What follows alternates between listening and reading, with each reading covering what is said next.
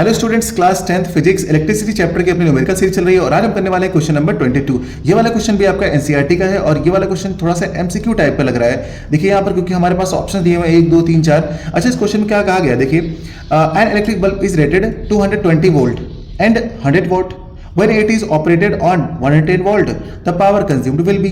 तो इसका मीनिंग क्या, देखिए इसका मतलब ये है कि एक इलेक्ट्रिक बल्ब है आपके पास, उसमें हम वोल्टेज अप्लाई करते हैं 220 वोल्ट, तो पावर होती है आपकी कितनी, 100 वोल्ट।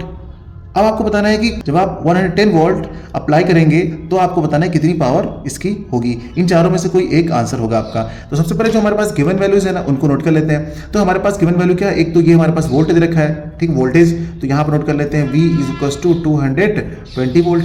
और दूसरी हमारे पास पावर दे रखी है, तो हम यहाँ पे नोट कर लेंगे power is equal to 100 watt. दो चीज़ें हमारे पास दे रखी हैं और हमें ये बताना है सेकंड में। लेकिन सबसे पहले हम निकाल लेते हैं रेजिस्टेंस, क्योंकि हमारे पास एक फॉर्मूला है और हम सभी को पता है कि यहाँ पर पावर के रिस्पेक्ट में एक फॉर्मूला आता है P is equal to v square upon r. तो कहेंगे सर यही वाला फॉर्मूला यहाँ पर क्यों अप्लाई होगा।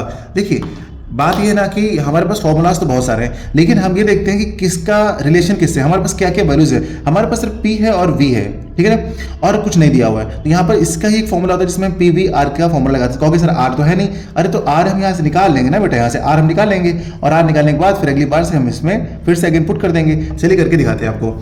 अच्छा, सबसे पहले हम यहाँ पर क्या करते हैं, R निकाल लेते हैं। तो R के लिए हम यहाँ पर वैल्यूज पुट कर देंगे। तो P की वैल्यू कितनी, 100 है, तो हम यहाँ पर पुट कर लेते हैं।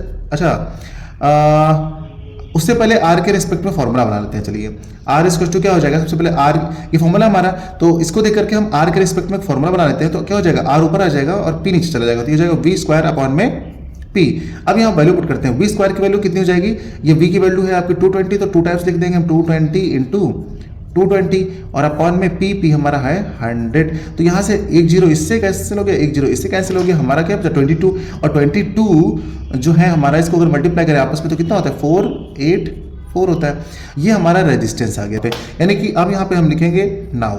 अब हम ये निकालने जा रहे हैं कि जब हम वोल्टेज अप्लाई कर रहे हैं 110 वोल्ट, तब हमारी पावर कितनी आएगी। तो यहाँ पर हम पावर मतलब का लिख देंगे power equal to question mark, ठीक है।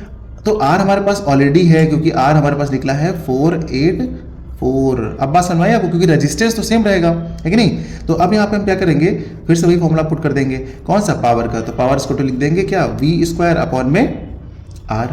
यहाँ पे वैल्यूज पुट करते हैं। यहाँ पे अगर हम वैल्यूज पुट करेंगे तो कितनी हो जाएंगी, दिख रहा है आप लोगों को। अच्छा, तो यहाँ V की वैल्यू पुट कर देंगे तो V हो जाएगा 110 इंटू 110 और अपॉन में R हो जाएगा आपका 484, ठीक है। अब इसको हम कैंसिल करते हैं, 11 से कट करते हैं, 11 1 जा 11, यहाँ नीचे 11 4 जा 44, 11 4 जा 44, तो कट गया।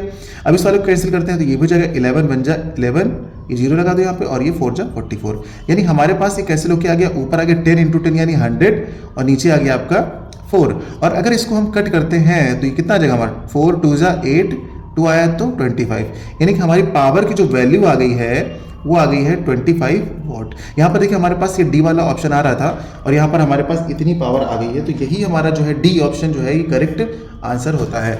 उम्मीद करते हैं बच्चों ये वाला क्वेश्चन आप लोगों को समझ में आ गया होगा। देख रहे हैं कितना सिंपल कैलकुलेशन है ना, और बड़ी आसानी समझ में आ गया होगा। इसी तरीके से हम एनसीईआरटी के आपको सारे के सारे न्यूमेरिकल्स जो हैं सॉल्व करा चुके हैं। अभी तक आपने ज्वाइन नहीं किया है तो जल्दी से ज्वाइन कर लीजिए और हर एक न्यूमेरिकल को बड़ी आसानी से समझिए, क्योंकि टॉप 25 न्यूमेरिकल में से एक बोर्ड में आपका पक्का मिलेगा, लॉन्ग में मिलेगा, बाहर से कुछ भी नहीं आने वाला है। तो चलिए अगले क्लास में मिलते हैं एक नए क्वेश्चन के साथ।